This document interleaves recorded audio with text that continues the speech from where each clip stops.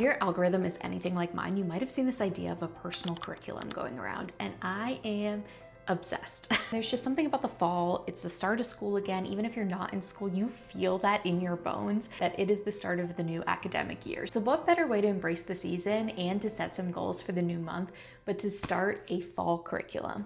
Welcome back to Mind Body Mel. If you're new here, I'm Dr. Mel. I'm a licensed naturopathic doctor, and I love talking about all things anxiety, self-care, burnout, habits. And last month I started doing these monthly goal setting, kind of recap on the past month, just a little check-in where we can all reset and get really intentional about the month ahead. I saw the idea of a personal curriculum floating around on TikTok. I will put the two creators that I saw first.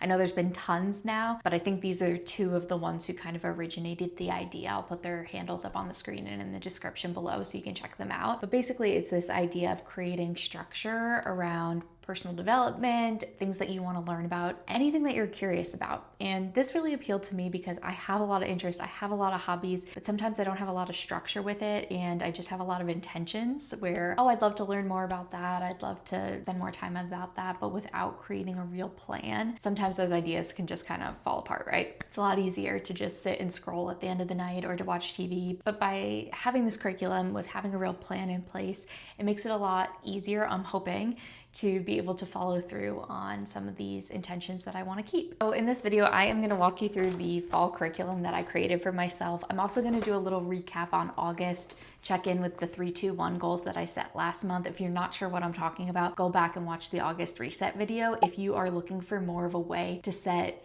really attainable goals, just a little bit of structure, but maybe not the full curriculum. You want something that's a little bit simpler. I would really encourage you to look at that goal setting method, the 3-2-1 method. And I talk about that in the August reset video. So I'm going to give you a brief recap on how August went. I am going to talk about some of the books I read. I read 10 books, so I'm not going to go through all of them, but some of the highlights from fiction and nonfiction that I read.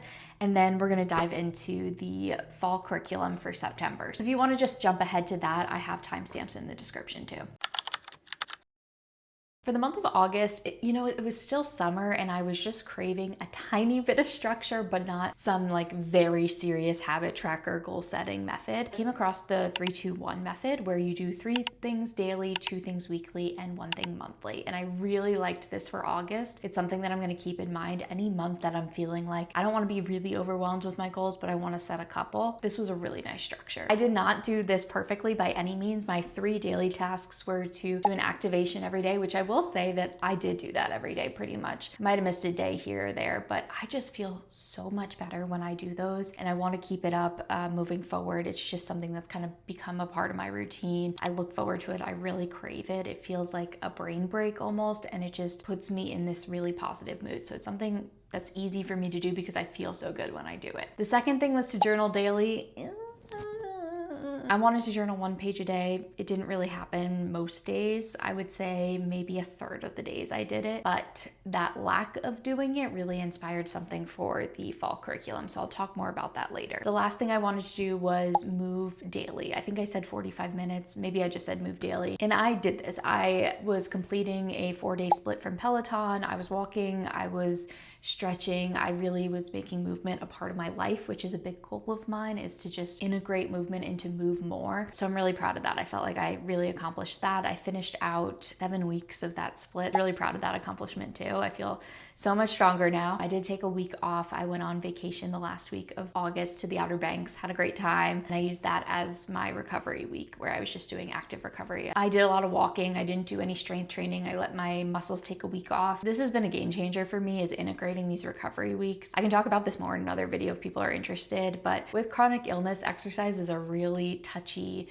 or it has been really touchy for me in the past, but having these dedicated 6 to 8 weeks where I'm following a program and then taking a week completely off from strength training, I think is why I've been able to be so consistent since April of consistently training without injury, without feeling like I'm about to enter a flare. I can feel it in my muscles the last couple of weeks where I'm like, yeah, I really need a break now, and it just comes at the perfect time now. So this is something that I'm really happy that I started doing, because it used to be that I would just keep going and then eventually I would either injure myself or I would flare, and then it would take me months to recover, because it takes me a while to recover from a flare. If you have chronic illness, you know exactly what I'm talking about. So anyway, I timed that intentionally with my vacation that I took a week off, but I was still being active, I was still moving a lot and accomplishing that daily goal of movement. The 2 weekly tasks are the ones that I struggled with the most. I do find that I am so much better at doing something every single day than just doing it a couple times a week, or once a week in this case. I went on 2 big walks. That was one of my goals, was to do this 6-mile loop that's by my house, to do that once a week. I did it twice, so I am happy with that. Times out of 4, 50% success rate isn't too bad. Then I wanted to work on my creative journal scrapbook,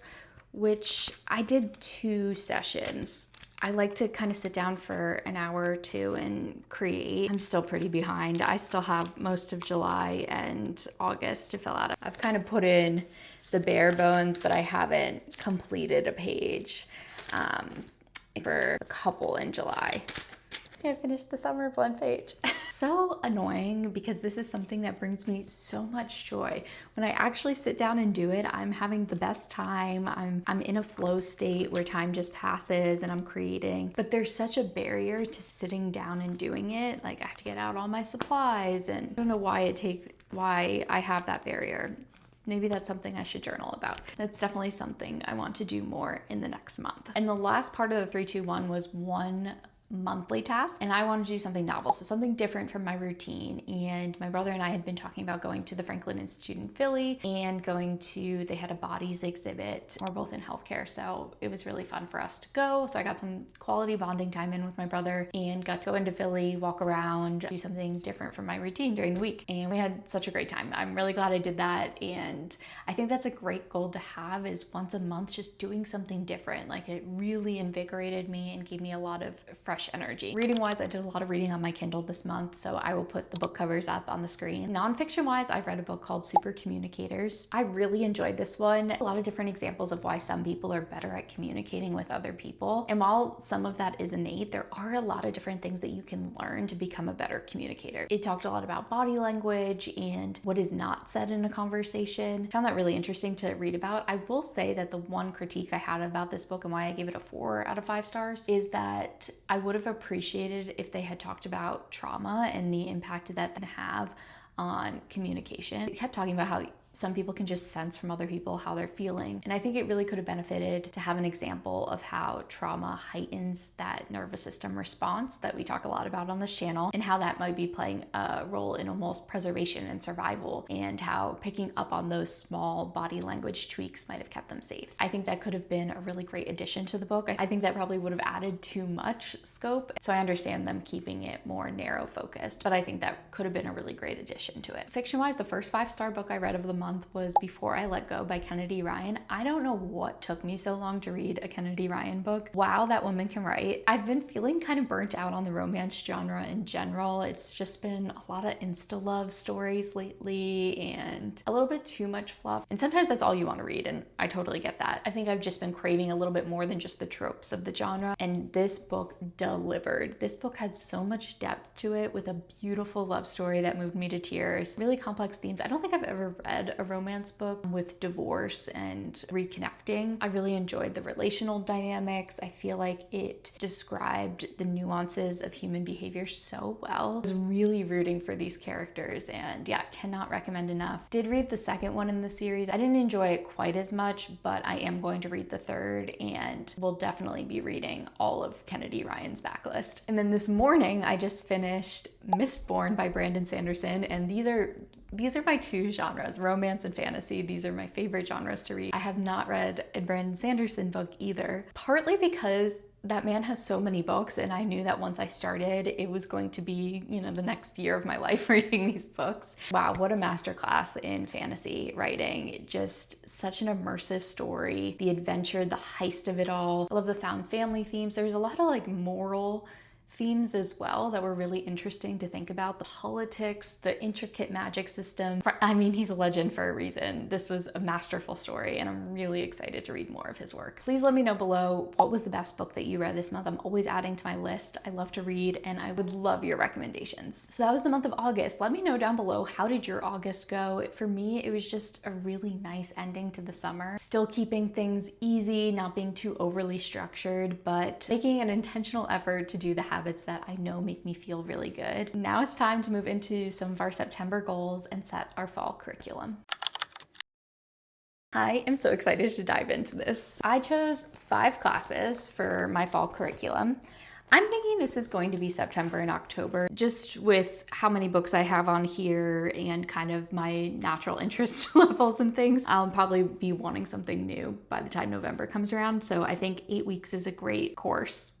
It's not quite a semester and it's not quite a quarter, is it? We're gonna call it my fall curriculum, and we can always add on from there. I decided to pick subjects that are things that I've been thinking about a lot, that I've been wanting to dive more deeply into. For example, one of them is traditional Chinese medicine, which I've done a lot of videos on in the past in my channel, and it's just a part of naturopathic medicine that is really, really interesting to me, and I want to continue learning past the studies that I learned while I was in medical school. So that's something that I have known for a while as a curiosity of mine, and I want to dive deeper into, and I just kind of keep putting it off. Also, ones on here that are more things that I really need to do. So I'm using the structure of this to kind of give me the motivation to get it done. If you're thinking about your own fall curriculum, I would think about different subjects that either you found interesting while you were in school, way back when you were a kid, what was something that was just really fun for you, or maybe you've been trying to make something a habit, or you've been wanting to invest your time in a hobby and you just haven't yet. Creating the structure around it might really help you to be able to take action. Once I had an idea of, for me, it was the 5 topics I really wanted to focus on, I went through and added an action item for each. Books that I had been meaning to read, things that I wanted to listen to, like podcasts that went along with the topic. And then I created a real action item of something I wanted to tangibly produce. For me, a lot of it is, I'd like to make a YouTube video with something that was inspired by what I read. I'm gonna get into all the specifics of mine. I have seen people create very detailed syllabus, like every week this is what you're doing. That's a little too much for me. I'm gonna start with this. We'll see if this is enough structure, too much structure moving forward. We can talk about that in my October reset video. We'll say that I had more courses before and I had more things on the to-do list, and I took a lot of things off, just knowing what I have coming up for the fall with my work schedule. Like, this is additional quote unquote work. I do think it's gonna be fun and I'm gonna get a lot of enjoyment out of it, but it is still other tasks on my to-do list, so I didn't want it to feel overwhelming, because I think that a personal curriculum should be fun. It should be things that you're really excited and curious to learn about. I don't want it to feel like I'm forcing myself. I'm sure there's gonna be some days where I don't wanna do it, but once I sit down, I'm going to enjoy doing it, and I'm gonna be grateful when I complete this, for sure. So let's switch over to my desk and I'm gonna walk you through all my courses for the fall. So this is my 5 courses for my fall curriculum. I made little names for all of my courses just to make it a little bit more fun, but I have the Art of Creativity. This is gonna be my art class. Matters of Medicine is my science class. Traditions of Nature. So this is going to be my history class on traditional Chinese medicine. Business and Development. This is my business class. And then the Science of Moving Well is going to be more of my PE class / science class. Like I mentioned, I gave myself little tasks to do for each, so I'm gonna go through all of them. Starting with the Art of Creativity. Now, I've talked about The Artist Way a couple times on my channel. This is a book by Julia Cameron. It is daily morning pages, a weekly artist date, and there are exercises at the end of each week for you to complete as well. I made it to, let's see, week 7 out of 12, which is pretty good. I wish I had kept with it. I actually stopped because I felt like I had gotten my creativity back. When I started this the first time, I was feeling extremely burnt out and that I had no creative ideas whatsoever. And I felt such a surge of creativity while doing this practice. I wish I had stayed with it because then I could have kept it up. Right now, I'm not feeling creatively burnt out. I am feeling like I have ideas but can't really take action on them. So that's why I want to return to this book. It was also a goal of mine to finish this in 2025. So I am going to be starting over and completing the whole book. Really just want to get through it. So I'm okay with not completing every exercise. My main priorities are doing the reading, reflecting on them, and doing the journaling every single day for morning pages. So that is the main text of the Art of Creativity class I'm going to do. The other thing I want to listen to is Internet People. It's a podcast. They have a Bare Minimum Artist's Way where they're reflecting on each week. And I thought that might be a nice way to hear other people's reflections and make sure that I'm staying on task, especially because I'm not doing this in a group. It might be nice to hear other perspectives. Their approach is also very ADHD friendly, so I think I will enjoy listening to that podcast as I do each task. And my big assignment for this class is going to be either a Substack or a YouTube video that is inspired by something in the artist's way. I don't want to pick a specific topic. I've seen other people's curriculums with a very specific thesis idea, but I want to see what comes up and whether that's a video reflecting on the experience of doing the artist's way or something that I'm inspired to delve deeper in based on my morning pages. That's going to be my main activity for this. Matters of Medicine, basically this is my one that I just really need to get this done. So I need to finish out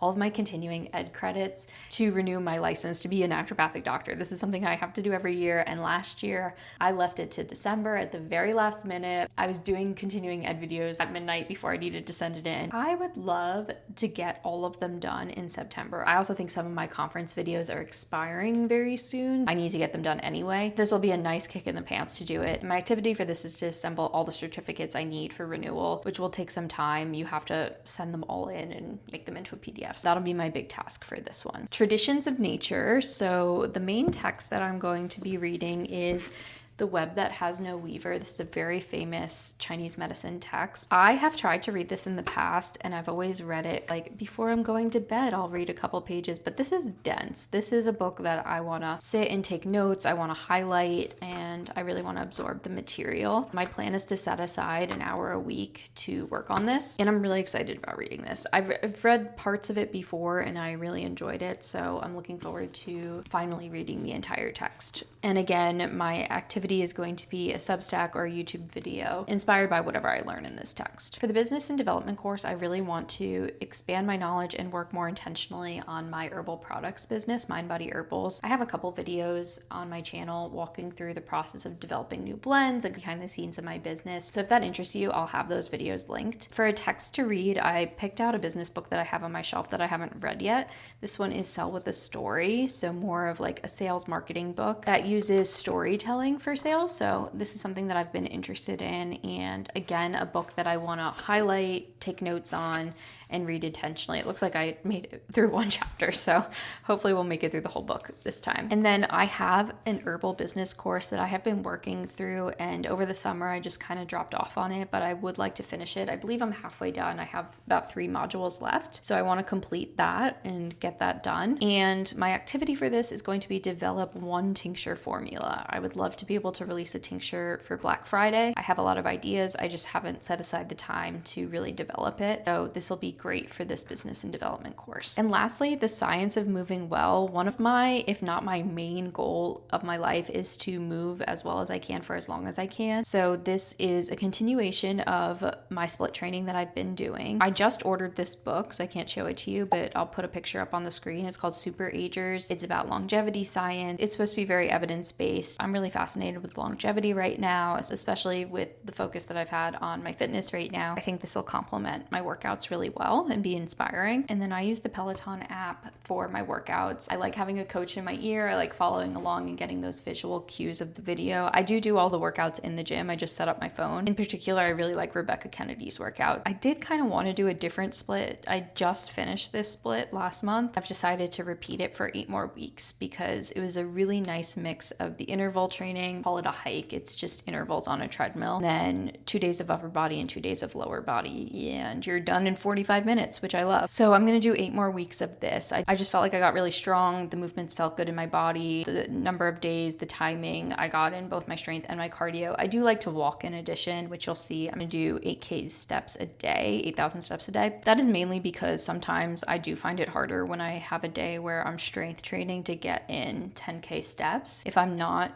doing a strength workout, I usually do hit 10K, but I just thought a nice average would be 8K steps. And research has shown that the benefits of walking kind of level out around 7K. 8K is a nice step goal to aim for a day. Those are my 5 courses. Some of them are a little bit more intensive than others. Obviously, like this is kind of a part of what I already do, so this isn't a huge addition. It's just adding in the book. Fitness is just something that's very important to me, so I wanted it to be on my curriculum as a core focus. Matters in Medicine class, I'm mainly going to be watching videos and completing my CEUs, so that's a little less intensive. The ones that I see being the hardest to complete are really these three right here, the creativity, nature, and business development class. I have gone through my calendar and kind of put in different time blocks when I think I'll be able to do this. I'm going to start every morning with morning pages, and then I plan on reading the chapter every Sunday for the week. That worked really well for me last time. More just like a time commitment. I need to make sure that I'm waking up early so I can get done the 3 morning pages before I start my work day. From last time, I know that takes me about 30 minutes. Just factoring that into my morning routine. Traditions of nature, there's not a lot for this class, but this text is pretty dense. That's why I didn't want to add anything crazy on.